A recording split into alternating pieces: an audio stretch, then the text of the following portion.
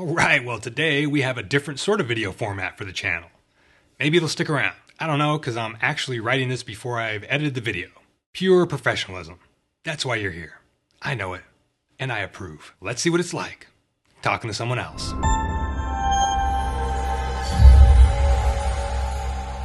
Greetings, good humans, and welcome to Tabletop Alchemy, where we do all sorts of cool things in the interest of experiencing as much of the hobby as we want to. So today's video is an interview. And our guest, the very cool Darcy Bono, is a certified awesome Warhammer miniature painter, commission painter, and Warcry skirmisher. Links to her YouTube channel and Instagram are below, and in the interest of compressing this screen time in favor of running the actual interview, let me just point out a couple of things before we get started. This is my first time attempting a virtual video interview. As I mentioned in the past, I did do a series of podcast interviews a few years ago, and on a further interesting note, Darcy was my first interviewee on that podcast as well. But incorporating video is obviously a whole other layer of pain in the assness, basically. You're going to see shortly that Darcy's video image appears to be cropped, and this is 100% my fault. Hey, FFTs, right? Not Pachow. That not Pachow thing is sticking, and it really should not be. I got to come up with something original before Uncle Adam sues me. Anyway, basically, I didn't realize Darcy was using her camera in portrait mode due to the interface of the site I was using to record this interview. Therefore, we got what we got. My apologies, Darcy. All right, on with the show. I'm Darcy Bono, and I paint Warhammer, primarily smaller unit sizes like kill teams, Warcry warbands, and heroes, and currently live in Utah. Okay, so let's do these quick icebreaker sort of a thingies here. So what's your favorite movie genre? Ooh, movie genre? Ooh, that's a tough one. Okay, I really like horror. I'm going to say horror, yeah. What's the scariest horror movie you've ever watched? Oh, God. Weirdly enough, I'm going to say The Exorcist. They're like the original Exorcist. That's a respectable answer. Yeah, my well, then boyfriend, but husband and I at the time, we like horror movies and stuff, and we had watched Amityville Horror and some of, the older classics. We went to watch The Exorcist, and we're like, oh, it's the 70s. It'll be fine. And, maybe 20 minutes into it, we had all the lights on. I was in the shower later, scared to, close my eyes level. I was like, that was some hardcore makeup and really demented acting. Good job. Excellent. That's good to hear. All right. And what kind of music do you like to listen to? Anything metal. Power metal is great. Heavy metal, most metal. But when I'm painting, generally EDM, electronica. Okay, so how long have you been into the hobby in general? Since 2004.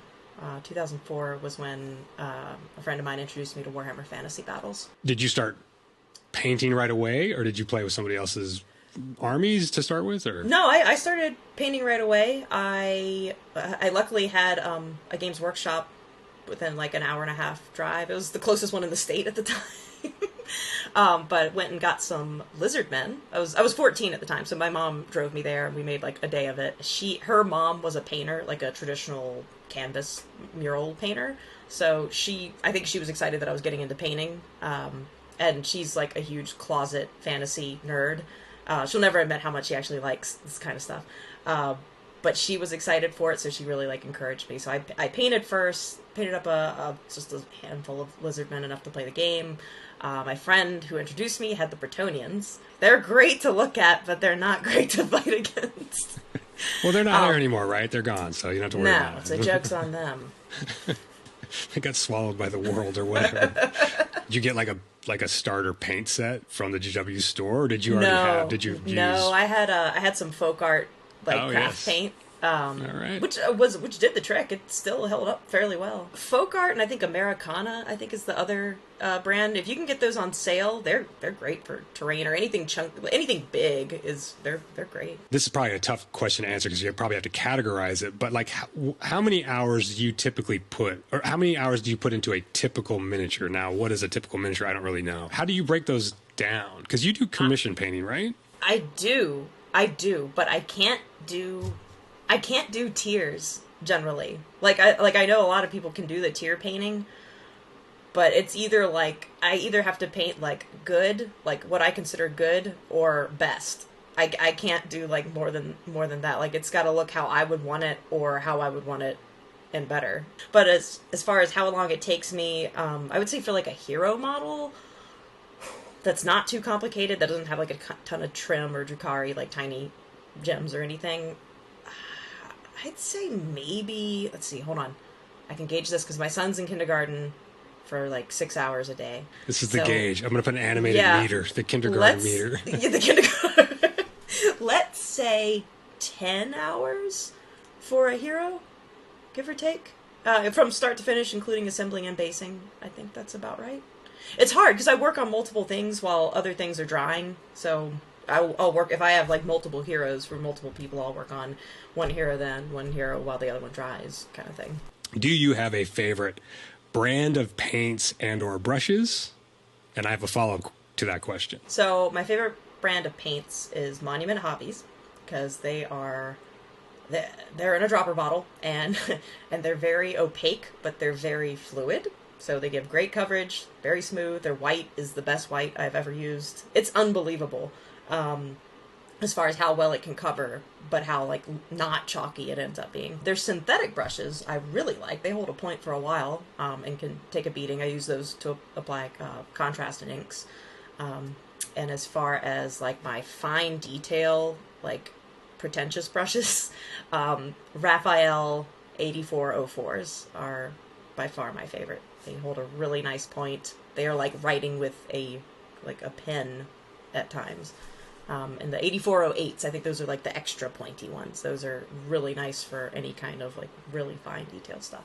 I'm going to write down this new category of brush, the pretentious brushes. The pretentious brush. And my follow-up question was, will any of those brands make people a better painter? No, they don't. I mean, literally. Why are you even here? Tools. You're helping nobody. Okay. You know what? Explain. Over. Explain. Talk a little bit. Just tell us a little bit about why why a particular brand is not going to make you a good painter. Well, tools make things easier. They don't necessarily make the person better. So you have to have the know-how to use said tool. Basically, the tool doesn't make you, kind of thing. So that's pretty much it. They're there to make your life easier. Some perform better than others, but honestly, getting to know your paints and how they interact and how they feel is way more important than your brushes. A good artist can make great stuff with a crappy brush. Well said. Well said. Yeah. Learning your paints, it's a lot about mileage. Yeah, it really is. Do you varnish your minis after they're done? And if so, how do you, like, what type of varnish do you use, or how do you apply it? I have had good results, and I know some people have not. But we live in Utah where it's really dry, so I don't need to worry about terrible conditions that'll affect the performance. So I've been using the Citadel Munitorum spray as just the standard. It's just the standard like satin. The only downside of that is that it can kind of not desaturate, but like it can dull your metals. So usually what I'll do is have like a semi-gloss coat, like Army Painter's shades. They have kind of a gloss finish to them anyway. So if you start, or at least for me, if I've got a semi-glossy metallic already, and then I put the Munitorum on it, when it dulls it down to like an acceptable level. It doesn't look like stone. But if I want a matte, like if I've done like something that's mostly fur, mostly a cloak, I've recently discovered, and I don't know if they're owned by Tamiya or if it's just a different like brand through Tamiya, but it's available at Hobby Lobby, and it's Mr. Hobby Clear Coat, Clear Varnish. It's like the only varnish they have there at Hobby Lobby, really. But that gives a great matte finish in like one layer. Okay, so this is probably the core question that I want to ask. There's more coming, but this is like a big one for me personally that I'd like to know about, because this is my worst nightmare. And you do such a really good job at this particular thing. I mean, beyond just the painting itself. And I would like you to tell me how to come up with good color schemes. That's funny because I've been struggling with that recently. I was looking at my shelf of stuff going, I'm going to the same well an awful lot recently. I don't know. Like, for mine, the way I do... Well, first off, thank you. I'm glad you like my color schemes. I generally will base mine off of, especially like if I'm doing my own stuff, I'll base it on not necessarily lore, but like their environment, basically. Like I try and think of where these guys are from, where they currently are, what their shtick is, and then base the colors on that. I draw a lot from nature. So, for example, my Unmade, the Warcry warband with the faces peeled off and stuff, they're great. I was going to make them like mad alchemists, basically. So I was like, well, swamps are creepy, and there's all sorts of weird vegetation in there. Let's give them a like dull, kind of swampy, gray-green color scheme. So then that will give you your primary color. And then I just base my accent colors on whatever contrasts with that. I think this is your most recent post. Obviously this would date this video or whatever, but today's post, I think, is or maybe yesterday's, a couple of like, they're like the dogs with the spines on their backs. That is the one exception to my rule. Oh, damn it. I was going to be like, so explain the environment that these guys come from. Yeah. So that one I really just wanted to just feel like have an alien feel to it. Because, I mean, they're crude. They can be anything. So they weren't necessarily... And the bases are very, like, forest, jungle, vegetation-esque. And even when I put them on the base, I was like, these guys don't really match at all. But they're alien, and they're crude mercenaries, which means they go anywhere. So, again, you just got to kind of think about your story behind these guys and why they would look that way in their environment. So, I guess they don't have to be part of the environment, but you can always kind of mix and match how you want it. They have such a bright red on the spines, and their feet are like blue, right? They kind of fades down into this blue, and it's like, if you listen to normal color theory or whatever, you wouldn't necessarily, I mean, it's like, well, don't pick red and blue necessarily because they're so vibrantly opposite maybe. But yet it works so well. It works for them because it's got that black separating them so much, as well as that tan breaking it up. So you've got two colors that don't usually go together, but they're separated by two neutral tones. And the black is a kind of bluish, greenish black, so that actually ties in with that blue. So if you want to use colors that don't usually go together, as long as you keep them not touching, it's fine. It's like football uniforms. Like, football uniforms use, like, colors that you don't usually see together, but they're separated by a neutral color like black or white. It's very interesting to me, because I feel like I suck at color scheme generation, and I don't know, I always look at a lot of other people's models, and in particular, like, your stuff, I just, like, always, I'm like, how do you come up with I mean, I understand asking this question is like asking a writer, well, how do you come up with your ideas? Yeah. I mean, it's like, I'm in the shower. And That's just King's favorite question. It's like, I get it.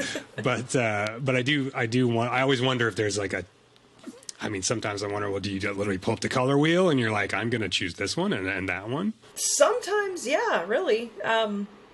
Or I'll look up artwork that I know I like, or that's similar to what I'm thinking of. So, like, World of Warcraft stuff's a good example. They've got amazing concept art. Magic the Gathering cards, they've got amazing artwork on it. So if it's something I remember that I can, like, kind of pull from that image, I will use that as a basis and then try and, like, tweak it with a little more accent colors. Like, that's my favorite part, is like picking the non-primary color. Those are always the things that make the things pop, right? That's right. The cool factor or whatever. What's one of your favorite miniatures that you've painted, as far as paint job goes? Oh, my colossal squig that I did in a red-eyed tree frog color scheme. So people were saying it looked like a mango, but really mangoes just look like red-eyed tree frogs, apparently. In the vein of that, let's talk about what has it felt like to have your work featured in White Dwarf. Oh, man. Obviously it felt great. Like, it was so surreal when it happened. And literally the picture's right behind me. My husband, can I get this off the wall without breaking it? I think he got this for my birthday. This was my first foray into White Dwarf, and they're my boys. I had no idea you were going to ask that. It just so happened this thing's sitting right behind me. But yeah, so it was incredible. I probably cried a little bit. But yeah, it's been really surreal getting to see that. Especially alongside, like, other insanely good and different styles than mine. So it's been fantastic. I tell my mom every time, I feel like the little kid, I painted a picture of a butterfly, but like... Put it on your fridge. Yeah, basically. Can you talk a little bit about what do you get personally out of painting miniatures? Like the act of painting miniatures? Like I said, I've been painting since I was a teenager, but I mean, only so much as a teenager is interested in anything. So just here and there. But I got back into it when my son was born and, first kid born. Going through postpartum depression, all that fun stuff. So for me, it was a escape. Because I would just, luckily my husband would be like, look, if he wakes up, I got it. So I would just, put my headphones on, listen to audiobook, listen to music, and just paint. So it was definitely a just little cave for me to go in. It was very, very therapeutic. And then after that, it just kind of snowballed from there into a less reclusive activity, I guess. So yeah, for me, it's an escape. Because I paint at the end of the night. I paint while my son's at school. So it's just a good, relaxing experience. What is it like when you finish, I mean, even when you're painting commissions or units or whatever, at some point you're finishing, a figure every so often. I mean, just that little micro moment of when a figure is done, does that still kind of hit you with a little bit of dopamine? Or is it just sort of like, okay, just move on to the next one? Oh, no, absolutely. My husband can tell you, I will come upstairs and be like, da-da-da! He's like, yep, you did another one. And I'm like, yes, behold! And then we'll go get pictures of it. Yeah, there's still that. There's been very few, unless it's been a total CF the whole way. There's been very few times where I've been like, good! Get out. Yeah, actually, let me ask you that. Have you ever literally thrown a model away? Have you ever either botched something or just got so frustrated with something that you literally just quit that model? Yes, that has happened. Of my own stuff, not a commission. Sure. I'll make it work if it's a commission I got. Yes, I can't remember what it was. It wasn't too long ago. I'll generally shelf it because you can always strip them. I can't think of what it was. Damn, it was bad. It was one of those things where I was like, it's hard. It was funny. I was just ranting about this to somebody, where you'll be like, this is going horribly, but I'm sure by the time I get to the end, it'll all come together. It always does. And generally 90% of the time, that's true. If you feel like it's not going right, just give it a chance. Wait till all the pieces or most of the pieces are in place, and then you can breathe. That didn't happen with this. This was finished. Most things went, well, maybe it'll look better on the basing. No, it didn't. I went, son of a bitch. It'll look better in the closet.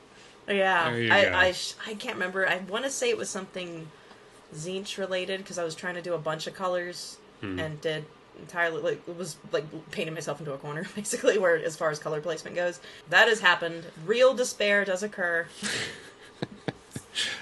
I'm sorry, but that's super good to hear. It's good to hear from other people that life is not always roses, because it never is. God. Life is never always roses. So, do you think painting miniatures is art? It definitely can be, yeah. I think that's what separates, honestly, the display competition painters from everyone else, basically. When I went to Adepticon last year, I was like, all right, I'm gonna get good at this shit. I'm gonna take these hardcore art classes, because I was a business major. I didn't take art classes. I was like, I'm gonna figure out what they know, and I'm gonna do some display painting. And I sat through 2 of them that were maybe 4 hours, 3 hours long. Not mind-bendingly long, but was like, these guys know what they're talking about. And I get it, but my God, this is a lot of information. And I'm just gonna go do the thing I've been doing. So I don't know whether that's me being lazy or what, but yeah, there's definitely an art to it. I feel like there can be an art mindset, and that was hard for me because I was I wanted to do the Golden Demon display painting stuff, and the more I self-actualized on what I like what I like to do, I was like, it's not this. This is hard. This is all wrong. This is not what I signed up for. 300 hours? What? What is life as an artist and tabletop gamer like while being a parent? Oh, Lordy. Crowded. So, yeah, it's a lot of time. Well, I've only got one kid, so that helps. But yeah, time management, you gotta prioritize on what you're feeling that week. So I'll usually get like a game day, or a game couple of hours in maybe twice a month. Once you know what an opportunity cost is, it's the worst thing in the world. Whenever I game or decide to do gaming instead of my painting, I'm essentially losing money because I could be painting things. So, because I love what I do for a living. So here's another perspective, right? It's like, yes, that's the short-term viewpoint of it, but also gaming, instead of painting, allows you to have some creative downtime that actually in the long run propels your painting later. There we go. So you're actually investing in your future. There we go. By not doing the work now. That's the best kind of time investment. Yeah, it's a juggling act for sure. I have 2 more questions for you. But is there anything that you'd like to talk about subject-wise or anything about the hobby that you want to bring up or discuss before I get to the last 2? If you're a new painter, like as far as new painter advice, pick what you think looks cool, because you're going to be way more motivated to paint it rather than just whatever the current meta is. Don't listen to lorists on what you should be painting, like what your colors should be. It's absurd. It's absurd. Why should your imagination be confined to someone else's? It's a ridiculous concept to force on people.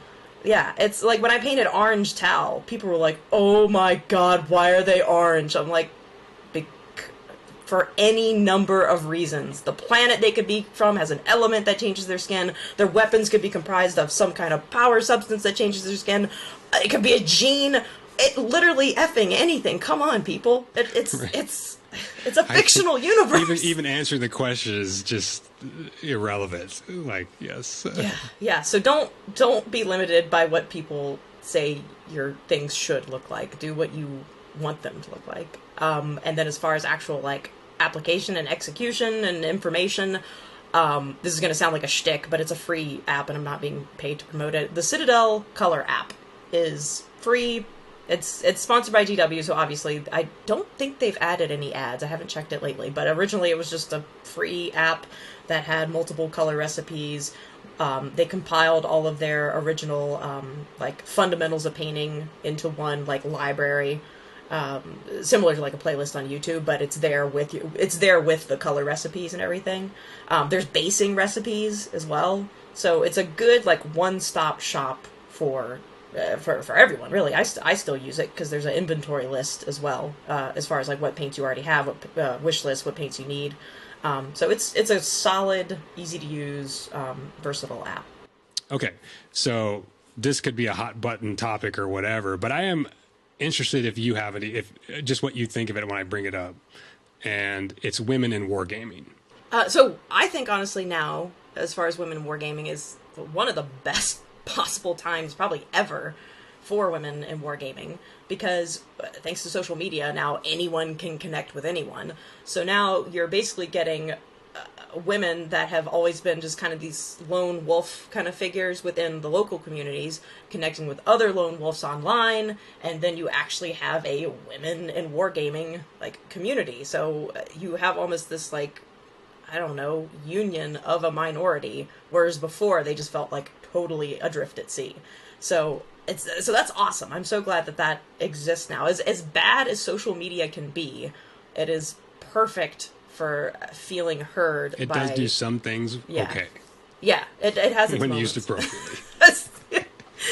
When you use that dagger the appropriate way, it's not necessarily harmful. Yes. Anyway, the assumed ignorance based on gender is really something, but it is a minority incident. So as far as women in wargaming, I think things are improving drastically, despite the every now and then, you can't let one bad apple spoil the bunch. And there will always be bad apples. There's always going to be bad apples, and bad apples tend to be the loudest. Yes. A lot of times, and they sort of we perceive their presence as greater because they're so loud. Because but I they're think so a lot of loud. people, we Yep. should just remember that Yep.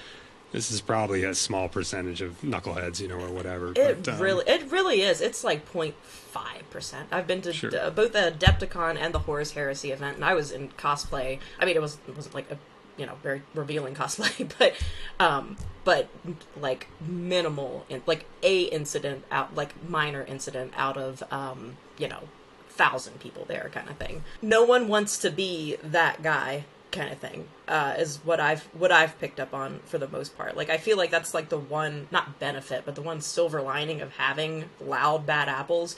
People know what a bad apple looks like, and most people don't want to be that person. And there's only a billion YouTube videos that talk about that guy, right? Which is another possible benefit to the social media thing. It's like, you do end up see there are good things you can learn from social media, but what's one piece of life advice that you find super compelling currently? This is coming from a very self-absorbed person, so maybe take this with a grain of salt, but take time for yourself.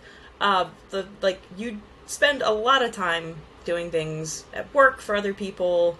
If you're a content creator, you're doing things for other people. Paint for yourself, game for yourself. I feel like a lot of stress is generated by worrying too much about external variables. So I'm not saying ignore everybody. Don't be a, selfish POS, but it is important to pause when you're feeling overwhelmed and look inward, treat yourself. That's it. Excellent. It's a great piece of advice. I think that's very good. It's a tough one to follow. I mean, because I understand the value of that, and I think everybody does to a certain extent. But it's tough for you to it's tough for you to not feel selfish or something. Guilty.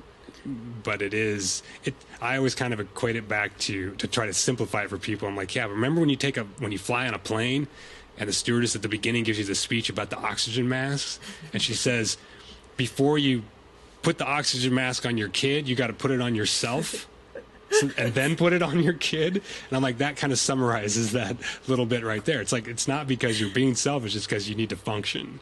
And that's perfect. Yeah. You're not being selfish, you need to function. Now, obviously, if you're doing that all the time, then you're being selfish. Of course. I mean, if you're Dennis Hopper and, Blue Velvet and you're living with the mask all the time, that's not cool. You have a different problem. Well, there you go. First interview done. And I'm sure a ton more folks will want to do these once they know they'll be followed by Mr. Hopper and his amyl nitrate. Huge thanks to Darcy for coming on board and taking the time to chat. Very much appreciated. And of course, go check out her Instagram for tons more amazing miniatures and her YouTube channel for painting tutorials. I'm not sure how well this interview format works, but I dig talking to creative folks and I like working on production type skill sets, so hopefully I'll get better at it. Anyway, see ya.